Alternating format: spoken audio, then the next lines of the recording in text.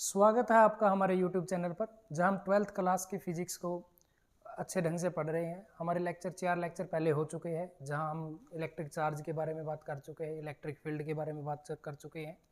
Torque in uniform field, जो कि electric field है, यूनिफॉर्म फील्ड ड्यू टू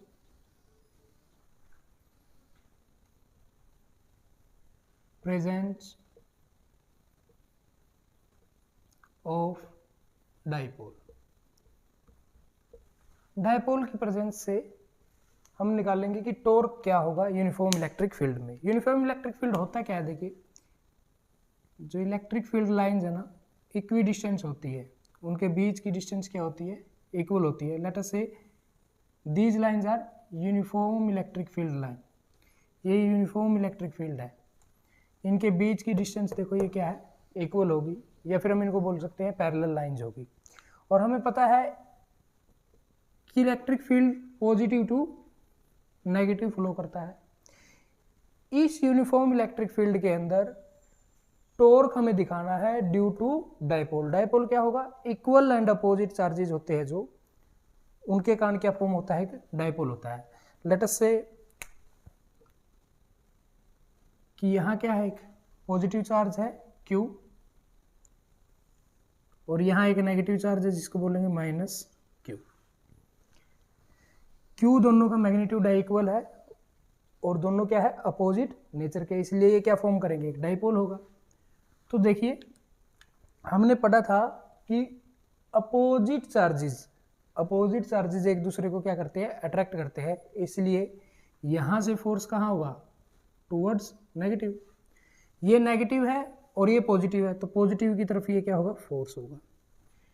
इसको अगर मैं F1 मानूं और इसको F2 मान लेता हूं,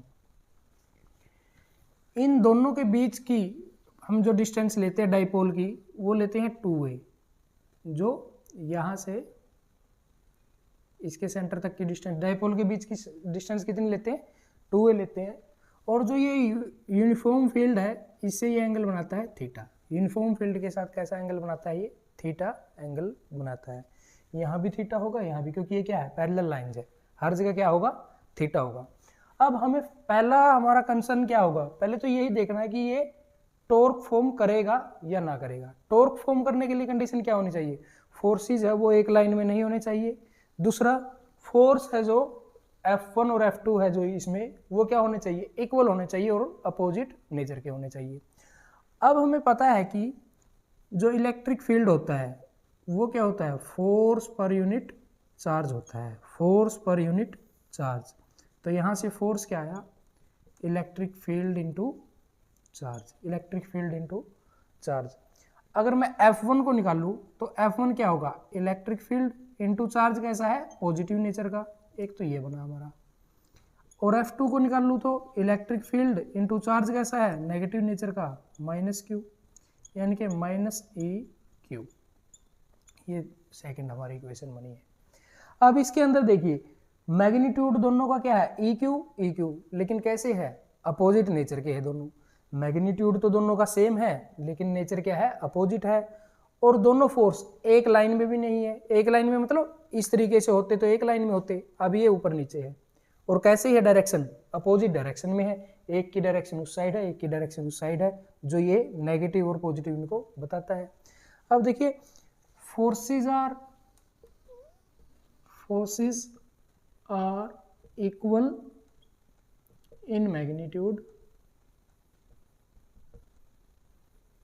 but opposite in direction. Direction में क्या है, अपोजिट है, therefore torque will be formed. ये टॉर्क के लिए कंडीशन है, टॉर्क विल बी फॉर्म्ड, इसलिए क्या होगा, टॉर्क फॉर्म होगा। क्यों, क्योंकि equal in magnitude, opposite in direction है। और दूसरा क्या है, इनकी जो लाइन ऑफ एक्शन है फोर्स का, वो डिफरेंट है, एक ही लाइन में नहीं है। इसके साथ ये भी ऐड करना है कि line of action of force is not coaxial, एक ही एक्सिस में नहीं है, अलग अलग एक्सिस में। तो इसलिए पहला कंसर्न तो ये था कि इसमें टॉर्क फॉर्म होगा या नहीं होगा। यहाँ से तो हमें पता चला कि ये टॉर्क फॉर्म होगा, therefore torque will be formed in dipole due to dipole force, ये टॉर्क हमारा फॉर्म होगा। अब हमें देखना कि ये टॉर्क होगा कितना, जो ये टॉर्क बनेगा ये कितना होगा।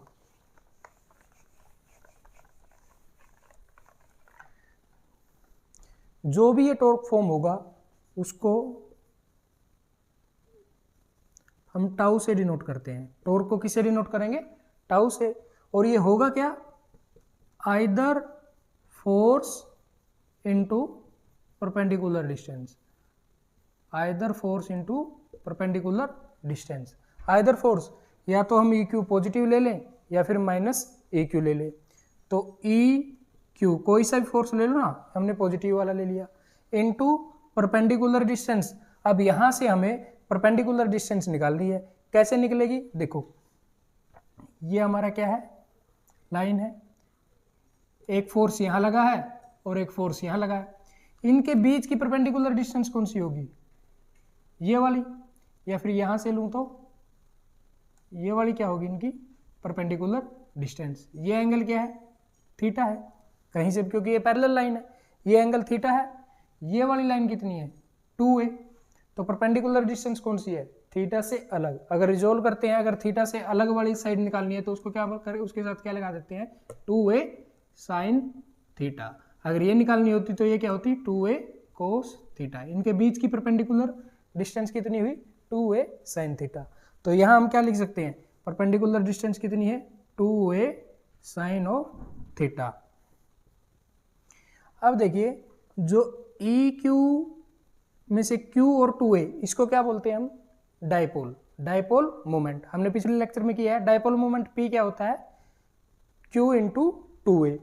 तो इसको क्या लिख सकते हैं? E into P sine theta. अगर मैं रीअरेंज करूं, PE साइन थीटा, ये क्या आया हमारा? टॉर्क। ये क्या आया? टॉर्क। अब देखिए, टॉर्क क्या है हमारा? परपेंडिकुलरली लगता है, इसकी एक डायरेक्शन है, तो ये भी क्या है? एक वेक्टर क्वांटिटी है। P क्या है? Dipole moment. ये भी क्या है? एक वेक्टर क्वांटिटी है, क्योंकि ये जो चार्जेस है उसके एक्सिस के अलोंग लगता है और नेगेटिव टू पॉजिटिव जाता है। तो P भी क्या है? एक वेक्टर क्वांटिटी है। इलेक्ट्रिक फील्ड क्या है? ये भी क्या है? एक वेक्टर क्वांटिटी है, क्योंकि ये कहाँ से कहाँ जाता है? पॉजिटिव टू नेगेटिव जाता है। इलेक्ट्रिक फील्ड कहाँ से कहाँ फ्लो करता है? Negative, positive to negative. ये भी एक वेक्टर क्वांटिटी है। तो ये तीनों क्वांटिटी, ये और ये तीनों क्वांटिटी क्या है? वेक्टर क्वांटिटी है। P और E क्या है?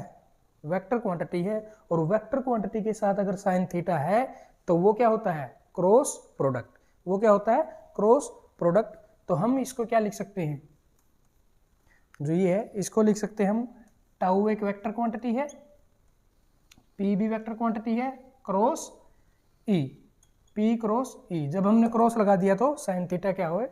ये एलिमिनेट हो जाएगा। तो ये क्या बताता है हमें कि टाउ है जो, ये तो हमारा हमें पता है कि वेक्टर क्वांटिटी है, और दो वेक्टर क्वांटिटी का क्रॉस प्रोडक्ट हो तो उसको स्केलर फॉर्म में कैसे लिख सकते हैं? PE sine theta. अब साइन थीटा में नहीं लगाना है। और जब भी इस तरीके का फॉर्म हो कि तीन क्वांटिटी है, तीनों की तीनों किस में है? वेक्टर फॉर्म में है, तो जो ये क्वांटिटी होती है इस साइड टाउ होगी, वो हमेशा परपेंडिकुलर होगी P के, टाउ हमेशा परपेंडिकुलर होगी E के। मतलब कि इससे हमें क्या पता चला? जो टॉर्क है डाइपोल के अंदर, due to dipole uniform electric field में टॉर्क होता है जो डाइपोल के भी परपेंडिकुलर होता है और इलेक्ट्रिक फील्ड इंटेंसिटी के भी परपेंडिकुलर होता है। तो यहाँ से हमें ये पता चला, ये टॉर्क का हमें पता चला। ओके, अब इसके हम कुछ स्पेशल केसेस देखते हैं। स्पेशल केसेस,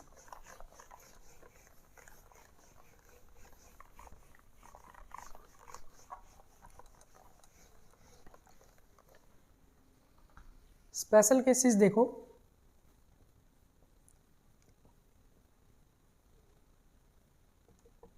स्पेशल केसेस क्या हो गए? जब थीटा हमारा 0 डिग्री होगा। थीटा कितना होगा? 0 डिग्री। तो जो हमारा टॉर्क की वैल्यू आई थी वो क्या आई थी, पी ई साइन थीटा के equal, P E sine theta के इक्वल। अगर थीटा 0 डिग्री होगा तो पी ई साइन 0 डिग्री, और हमें पता है साइन 0 डिग्री कितना होता है 0, और इसके साथ करेंगे तो ये कितनी वैल्यू आएगी 0 की। मतलब जब थीटा हमारा 0 डिग्री होगा मतलब क्या होगा, ये क्या थी हमारी इलेक्ट्रिक फील्ड लाइन, और थीटा की क्या है 0 डिग्री, इस तरीके से चल रहा होगा थीटा।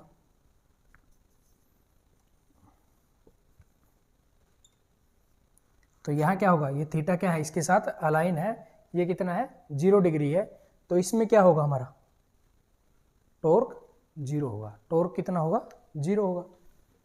इसी तरीके से अगर थीटा हमारा कितना होगा 90 डिग्री, तो क्या होगा ये पी ई साइन 90 डिग्री, और 90 डिग्री की वैल्यू कितनी होती है साइन थीटा 90 डिग्री 1 होती है, तो ये होगी पी ई। जब थीटा हमारा 90 डिग्री होगा तो इसकी वैल्यू पी ई होगी, और ये वैल्यू हमारी क्या होती है maximum value of torque due to dipole in uniform field. कैसे होगा, ये यूनिफॉर्म फील्ड है, पॉजिटिव टू नेगेटिव चल रहा है, और यहाँ क्या है पॉजिटिव है और यहाँ नेगेटिव है। जब ये एंगल कितना हो 90 डिग्री, तो तब हमारी पी ई वैल्यू आएगी, और ये पी ई वैल्यू कितनी होती है मैक्सिमम वैल्यू।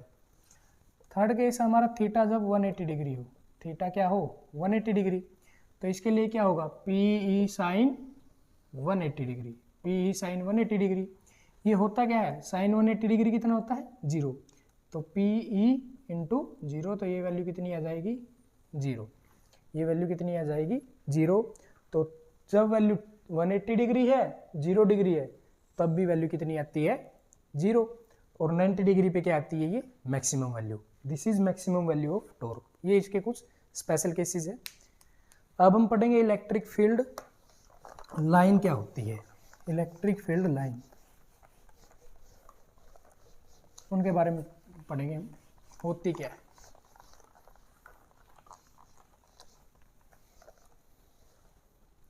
देखिए electric lines of forces, electric line of forces ये होती क्या है। देखिए electric lines of force may be defined as curves along which small positive charge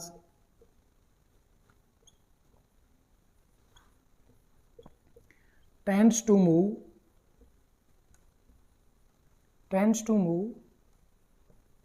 when free to do so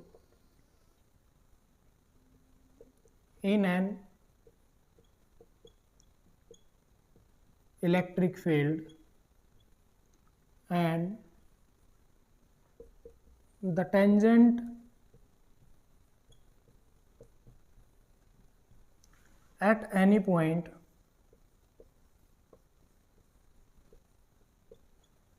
gives direction of electric field। इसका मतलब क्या है, देखिए जब इलेक्ट्रिक लाइन ऑफ फोर्सेस कैसे डिफाइन कर सकते हैं, ये वो कर्व होती है, ऐसी कर्व होती है अलोंग विच, जिन कर्व के अलोंग में वो एक स्मॉल पॉजिटिव चार्ज क्या करता है मूव करता है, टेंड्स टू मूव करने की कोशिश करता है, जब उसे फ्रीली उस इलेक्ट्रिक फील्ड के अंदर छोड़ दिया जाता है, और उस फील्ड में किसी भी पॉइंट के ऊपर अगर हम टेंजेंट ड्रॉ करेंगे वो टेंजेंट क्या करेगी उसकी डायरेक्शन को बताएगी। ये कहती है इलेक्ट्रिक लाइन ऑफ फोर्सेस। और जो ये लाइन ऑफ फोर्सेस होती है, these lines are imaginary lines. ये कौन सी लाइंस होती है, इमेजिनरी लाइंस होती है जो हमें दिखाई नहीं देती। अब इलेक्ट्रिक लाइंस ऑफ फोर्सेस की कुछ प्रॉपर्टी है, उनके बारे में पढ़ेंगे हम।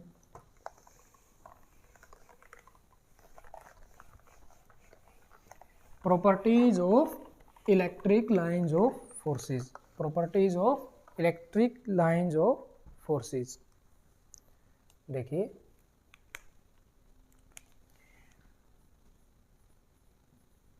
properties of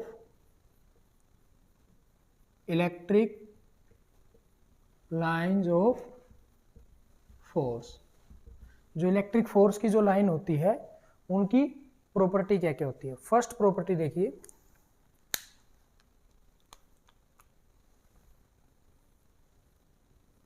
electric line of force are smooth continuous lines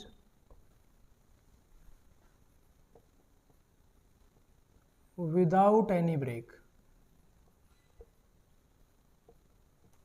मतलब क्या है इसका कि जो इलेक्ट्रिक लाइन ऑफ फोर्स है ना वो स्मूथ होगी और कंटिन्यूअस होगी, उसमें कोई ब्रेक नहीं होगा। जैसे कि एक पॉजिटिव चार्ज है, एक नेगेटिव चार्ज है, यहाँ से जो इलेक्ट्रिक लाइन ऑफ फोर्स निकलेगी वो क्या होगी, वो देखो स्मूथ होगी, कंटिन्यूअस लाइन है, वो कहीं ना कहीं ब्रेक नहीं है उनमें। जैसे कि ये लाइन ऐसे नहीं होगी, कभी ब्रेक आया फिर चल दी, ब्रेक आया फिर चल दी, ये क्या होगी, कंटिन्यूअस लाइन होगी, बिना किसी ब्रेक के होगी।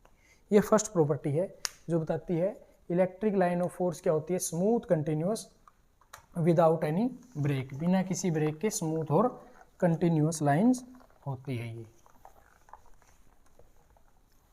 Okay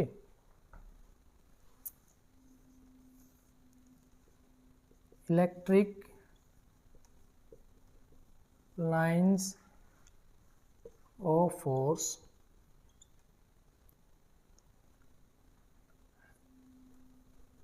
starts from positive and ends up at negative charge. Positive charge पे स्टार्ट होती है और नेगेटिव चार्ज पर एंड्स अप होती है if single charge presents there, then these lines starts or ends up at infinity। देखिए इसका मतलब क्या है, जो इलेक्ट्रिक लाइन जो फोर्स है जो वो क्या करती है, स्टार्ट्स कहाँ से करती है, पॉजिटिव से, और एंड अप कहाँ होती है, नेगेटिव पे। पॉजिटिव से स्टार्ट करेगी और नेगेटिव पे जाके खत्म हो जाएगी। और ये क्लोज सर्किट नहीं बनाती, एक क्लोज मतलब कि पॉजिटिव से स्टार्ट हुई और नेगेटिव पे गई और यहाँ से ये अंदर से फॉर्म नहीं करेगी, ये वहाँ आके एंड अप हो जाएगी। अगर सिंगल चार्ज प्रेजेंट है, देखो पॉजिटिव से नेगेटिव पे जाएगी, यही वाला डायग्राम है। अगर सिंगल प्रेजेंट है यानी कि पॉजिटिव चार्ज प्रेजेंट है यहाँ, तो इस पॉजिटिव चार्ज में स्टार्ट्स तो पॉजिटिव तो से होगी, लेकिन एंड अप होने के लिए इसको नेगेटिव चार्ज की जरूरत है। एंड अप होने के लिए नेगेटिव की जरूरत है, जो इसे मिल नहीं रहा, तो ये एंड अप कहाँ जाके होगी, एट इन्फिनिटी। इन्फिनिटी पे एंड होगी। इसी तरीके से यहाँ तो पॉजिटिव है, अगर अकेला नेगेटिव चार्ज प्रेजेंट है तो ये स्टार्ट्स कहाँ से होगी, इन्फिनिटी से तो स्टार्ट होगी, कहीं इन्फिनिटी से स्टार्ट होके और एंड अप कहाँ हो जाएगी, नेगेटिव पे। आती हुई कहाँ से मिलेगी, ये इन्फिनिटी से एंड अप होगी नेगेटिव पे, और स्टार्ट कहाँ से होगी, पॉजिटिव से। अगर इसको नेगेटिव चार्ज नहीं मिल रहा है तो कहाँ तक जाएगी, ये इन्फिनिटी तक जाएगी। ये कहती है इलेक्ट्रिक लाइन ऑफ फोर्स की second property. Okay next property देखते हैं हम।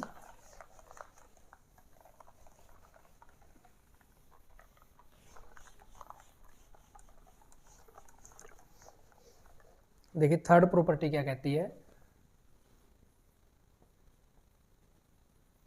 Tangent to any point gives direction of electric field, जो इसकी डेफिनेशन भी बताती है, डायरेक्शन ऑफ इलेक्ट्रिक फील्ड। मतलब क्या है, मान लो ये लाइन है, इलेक्ट्रिक फील्ड की लाइन है, तो इस लाइन के ऊपर किसी भी पॉइंट पे, मान लो इस पॉइंट पे टेंजेंट ड्रॉ करें हम, ऐसे जाएगी, यहाँ इस पॉइंट के लिए डायरेक्शन ऑफ इलेक्ट्रिक फील्ड क्या होगी, ये वाली। अगर इस पॉइंट पे ड्रॉ करें टेंजेंट, तो इस पे, इस पॉइंट के लिए डायरेक्शन ऑफ इलेक्ट्रिक फील्ड क्या होगी, ये वाली। जिस भी पॉइंट पे हम टेंजेंट ड्रॉ करेंगे उस पॉइंट पे इलेक्ट्रिक फील्ड की डायरेक्शन को ये बताएगी। ये कहती है हमारी थर्ड प्रॉपर्टी। फोर्थ प्रॉपर्टी देखिए, two electric line of force do not intersect each other. दो इलेक्ट्रिक लाइन ऑफ फोर्स है ना, एक दूसरे को कभी भी इंटरसेक्ट नहीं करती। क्यों नहीं करती, देखिए अगर ऐसा हुआ, मान लो दो इलेक्ट्रिक लाइन ऑफ फोर्सेस है, एक लाइन ये वाली है और एक लाइन ये वाली है, तो उसके अंदर ये कॉमन पॉइंट आ गया हमारा, इंटरसेक्शन पॉइंट बोलते हैं जिसको। इस लाइन के लिए ये वाली टेंजेंट हो गई, और इस लाइन के लिए जो ये वाली कर्व है, इसके लिए टेंजेंट ये हो गई। डायरेक्शन में भी इधर हो या उधर हो, एक ही पॉइंट पे दो डायरेक्शन मिल गई हमें। एक ही पॉइंट पे क्या मिल गई, दो डायरेक्शन ऑफ, किसकी डायरेक्शन मिली है, ये इलेक्ट्रिक फील्ड की। That is not possible. तो एक ही पॉइंट पे दो direction of electric field is not possible. That's why two electric lines of forces do not intersect each other. ये बोलता है फोर्थ प्रॉपर्टी हमारी। अब हम फिफ्थ प्रॉपर्टी देखेंगे।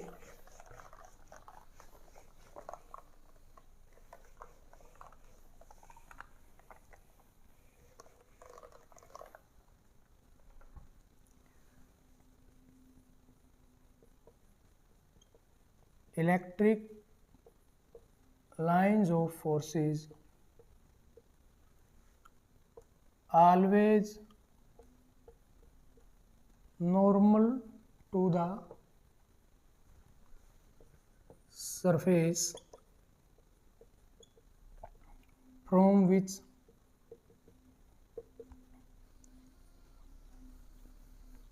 they start और ends up।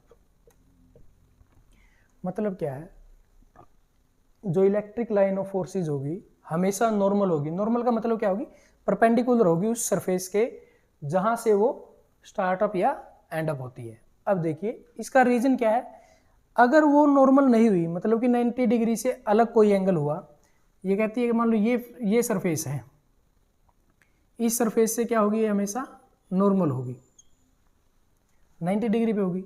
अगर ये 90 डिग्री पे नहीं हुई तो ये कैसे होगी, कोई ना कोई एंगल बना रही होगी other than 90 degree. Other than 90 degree अगर ये एंगल बना रही होगी तो इलेक्ट्रिक फील्ड क्या है, ये क्या है, एक वेक्टर क्वांटिटी है। तो इसको हम अगर रिजोल्व करेंगे, एक तो ऐसे जाएगा और दूसरा क्या जाएगा, इस तरीके से फोर्स जाएगा। अगर ये क्या है, पैरेलल टू द सरफेस, अगर parallel to surface electric line गई तो इसका मतलब क्या हुआ, वो कंडक्टर को पास करती चली गई, जो कि पॉसिबल नहीं है। Electric line of forces conductor को पास नहीं करती, क्योंकि उसके अंदर क्या करेगी, इलेक्ट्रिसिटी क्रॉस कर जाएगी। Okay, that's why they always normal to the surface. ये फिफ्थ हमारी है। सिक्स्थ है, these lines have tendency to contract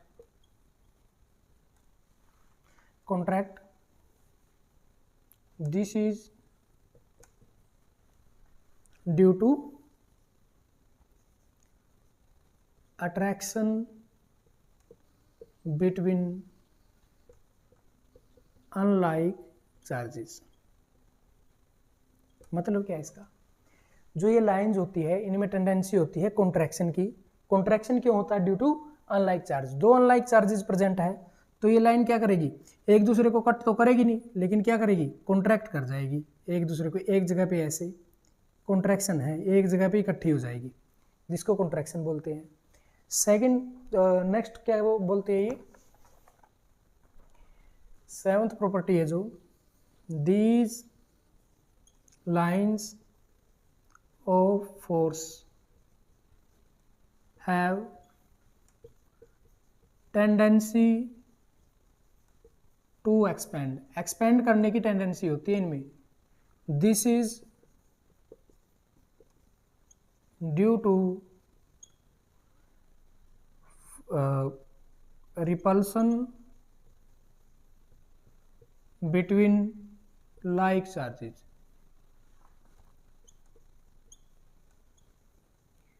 जो लाइक चार्जेस होते हैं एक दूसरे को रिपेल करते हैं, तो ये क्या होगी?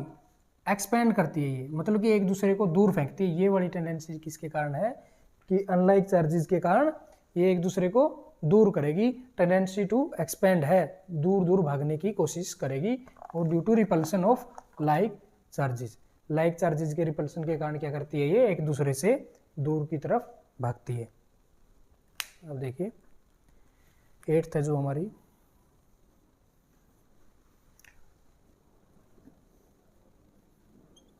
the closeness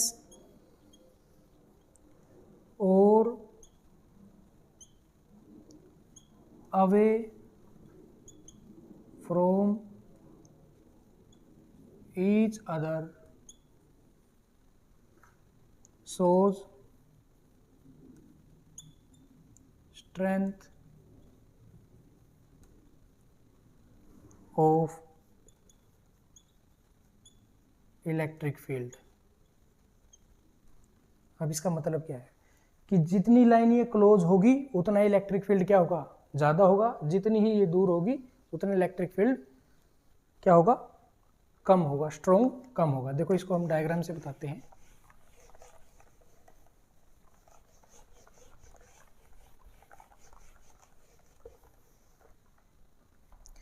क्लोजनेस का मतलब क्या? देखिए इलेक्ट्रिक फील्ड क्या है? मान लो ये पॉइंट है, यहां से क्या कर रही होगी? हम दूसरे कलर से दिखा देते हैं। एक पॉइंट चार्ज है, आवे जाएगी पॉजिटिव से, इस तरीके से दूर जा रही होगी ये।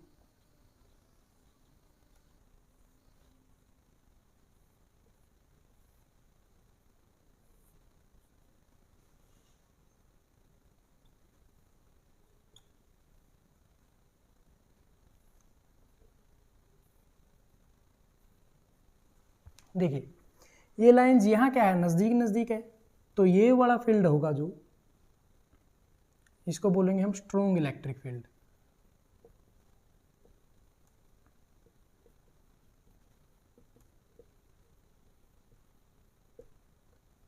ओके, अब जितना दूर जाते गए, देखो ये वाला फील्ड,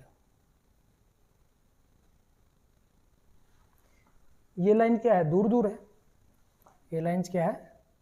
देखो यहाँ, फिर ये दूर, फिर दूर दूर, तो ये क्या होगा? Weaker electric field. ये हमारा सेकंड हो गया वीकर इलेक्ट्रिक फील्ड, फर्स्ट हो गया स्ट्रॉन्ग। और अगर थर्ड क्या होगा? अगर ये लाइंस क्या है? Equi distance. देखो इनकी डिस्टेंस, ये वाली डिस्टेंस इक्वल आ रही है, तो इसका मतलब क्या होगा? Uniform electric field. ये किसको दिखाएगा? यूनिफॉर्म इलेक्ट्रिक फील्ड को दिखाएगा। ये कहती है ये हमारी प्रॉपर्टी कि जैसी जैसी line, closer lines strong electric field, away line weak electric field, और जो डिस्टेंस इनके बीच अगर इक्वल है तो ये क्या दिखाएंगी? ये दिखाएगी यूनिफॉर्म इलेक्ट्रिक फील्ड को।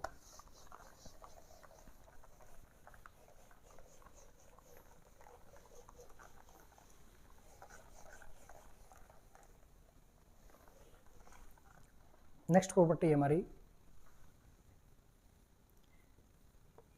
these electric field line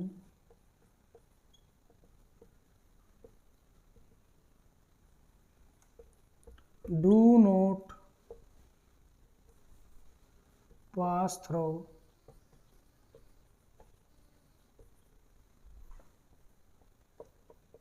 hollow conductor. कोई भी होलो कंडक्टर है, लेट अस से दिस इज स्फीयर, ये होलो है, ये इनके अंदर से पास नहीं करेगी। ये प्रॉपर्टी क्या कहती है, अगर इलेक्ट्रिक फील्ड लाइन आई है, यहाँ आई है, नेगेटिव चार्ज है, तो ये इसके अंदर से क्रॉस नहीं करेगी, यहीं एंड अप हो जाएगी। इलेक्ट्रिक फील्ड इनसाइड होलो कंडक्टर जीरो होता है। जो यहाँ इलेक्ट्रिक फील्ड होगा उसका मतलब क्या होगा, वो जीरो होगा। ये भी एक इम्पोर्टेंट पॉइंट है, ये भी क्या होगा, इसका जीरो होगा। ये थी हमारी इलेक्ट्रिक फील्ड लाइंस की प्रॉपर्टीज थी। नेक्स्ट लेक्चर में हम इन इलेक्ट्रिक फील्ड लाइंस को डिफरेंट सरफेसेस पे पढ़ेंगे। पॉइंट के ऊपर क्या होती है, किसी नेगेटिव चार्ज प्रेजेंट है उन पे क्या होगी, दो नेगेटिव चार्ज है या दो पॉजिटिव चार्ज है, एक नेगेटिव और पॉजिटिव है, यूनिफॉर्म प्लेट है, उसके ऊपर क्या क्या होती है ये इलेक्ट्रिक फील्ड लाइन, उनके बारे में हम नेक्स्ट लेक्चर में पढ़ेंगे। तब तक के लिए जय हिंद, वंदे मातरम।